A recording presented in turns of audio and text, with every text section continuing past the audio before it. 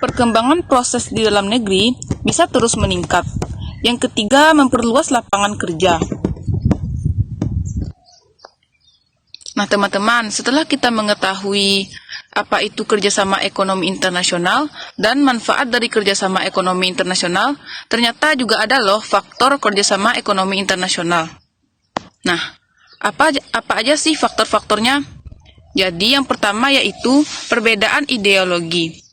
Ketika suatu negara memiliki ideologi yang berbeda, maka hal ini dapat memicu munculnya konflik. Kemudian, untuk meredakan konflik tersebut, perlu diadakan suatu kerjasama antar negara. Faktor yang kedua, perbedaan sumber daya alam. Nah, perbedaan sumber daya alam antar negara juga merupakan salah satu faktor penyebab terjadinya kerjasama ekonomi internasional. Ada beberapa negara yang memiliki sumber daya alam yang melimpah, namun juga ada negara yang memiliki sumber daya alam yang sedikit.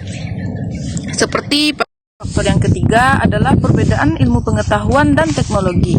Dari masing-masing negara pasti tidaklah sama dalam penguasaan ilmu pengetahuan dan teknologinya.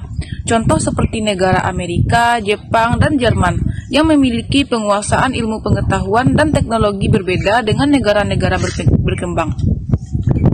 Selanjutnya yang keempat, perbedaan iklim dan tanah. Dengan perbedaan iklim dan tanah, maka akan berpengaruh juga dalam pertumbuhan sumber daya alam dalam sebuah negara. Yang selanjutnya ada bentuk-bentuk kerjasama ekonomi internasional. Faktor yang ketiga adalah perbedaan ilmu pengetahuan dan teknologi. Dari masing-masing negara pasti tidaklah sama dalam penguasaan ilmu pengetahuan dan teknologinya. Contoh seperti negara Amerika, Jepang, dan Jerman yang memiliki penguasaan ilmu pengetahuan dan teknologi berbeda dengan negara-negara berkembang. Selanjutnya yang keempat, perbedaan iklim dan tanah. Dengan perbedaan iklim dan tanah, maka akan berpengaruh juga dalam pertumbuhan sumber daya alam dalam sebuah negara. Yang selanjutnya ada bentuk-bentuk kerjasama ekonomi internasional. Selanjutnya bentuk-bentuk kerjasama ekonomi internasional. Nah, ada beberapa bentuk. Yang pertama, kerjasama ekonomi multilateral. Kerjasama ini yaitu kerjasama yang dilakukan antara dua negara atau lebih yang tidak dibatasi oleh wilayah tertentu atau bersifat internasional. Yang kedua, ada kerjasama ekonomi regional. Kerjasama ini yaitu kerjasama yang dilakukan oleh negara yang terletak di suatu kawasan tertentu seperti lembaga APEC, AFTA, dan ASEAN. Selanjutnya ada kerjasama ekonomi antarregional, yaitu bentuk kerjasama yang dilakukan antar dua atau lebih lembaga-lembaga ekonomi regional.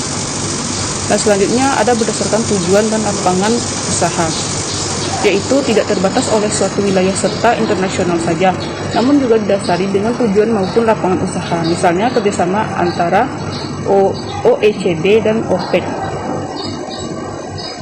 Nah, selanjutnya ada juga kerjasama ekonomi bilateral.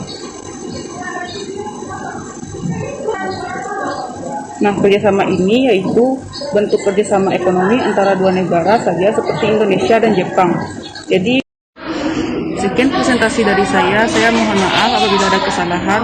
Assalamualaikum warahmatullahi wabarakatuh.